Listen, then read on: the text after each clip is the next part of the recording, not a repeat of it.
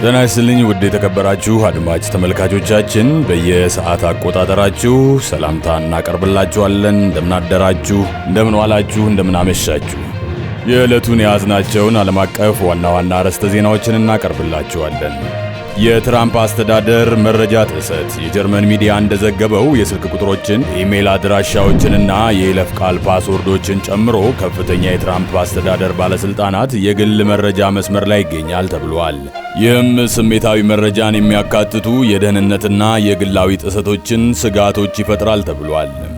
በአሜሪካ የተቃውሞ ሰልፍ። አንድ የቱርክ ተማሪ በፌዴራል ባለስልጣኖች ከታሰረ በኋላ ቱፋስ ዩኒቨርሲቲ አቅራቢያ ተቃውሞዎች ተቀሰቀሱ።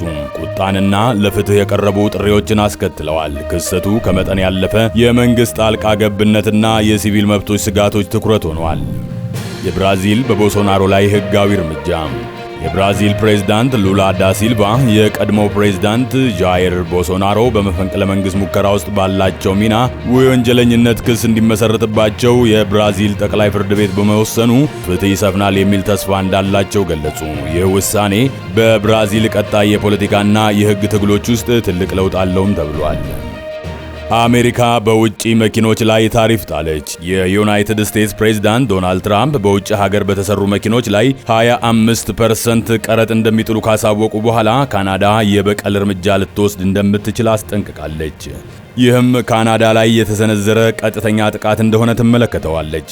ይህ እርምጃ በሁለቱ ሀገራት መካከል በተለይም በንግድና በአውቶሞቲቭ ዘርፎች ያለውን ግንኙነት ያበላሸዋል ተብሎ ይጠበቃል።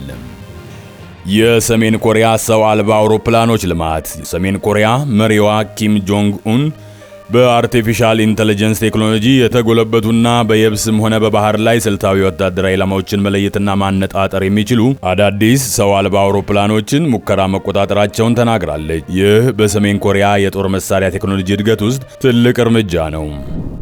በደቡብ ኮሪያ የደረሰ የእሳት አደጋ። በደቡብ ኮሪያ የተነሳው የእሳት ቃጠሎ በሪከርድ ደረጃ ትልቁ ሆኗል። የሟቾች ቁጥር ወደ 26 ከፍ ብሏል። የእሳት ቃጠሎ በመላው ሀገሪቱ ከፍተኛ ውድመትን በማድረስ ሀገሪቱን እያመሰ ያለ ሲሆን ቀውሱን ለመቆጣጠር የአስቸኳይ ጊዜ ምላሾች እየተሰጡ ናቸው። የወርቅ ዋጋ መጨመር። ባንክ ኦፍ አሜሪካ የወርቅ ዋጋ ትንበያውን ከፍ አድርጓል። በዚህ ዓመት የወርቅ ዋጋ ከ15% በላይ ከፍ ብሏል። ይህም በትራምፕ ስር ባለው የኢኮኖሚ አለመረጋጋትና በአሜሪካ የንግድ ፖሊሲዎች ላይ ባለው አለመረጋጋት ምክንያት ነው ተብሏል። ይህም ዓለም አቀፉ የፋይናንስ አለመረጋጋት እያደገ የመጣውን ስጋትና ወርቅን እንደ ደህንነቱ የተጠበቀ ሀብት አድርገው የሚመለከቱት ባለሀብቶች ፍላጎት መጨመሩን ያሳያል ተብሏል። ለዕለቱ የያዝናቸው አርዕስተ ዜናዎች ይህንን ይመስላሉ። ይህ አምሃሪክ ኢንሳይደር ነው። ለሰዓቱ የያዝነውን ዋና ዋና ዜናዎችና አንድ ተንተን ያለ ዜና ያቀረብንበትን ዝግጅት በዚሁ እናጠቃልላለን።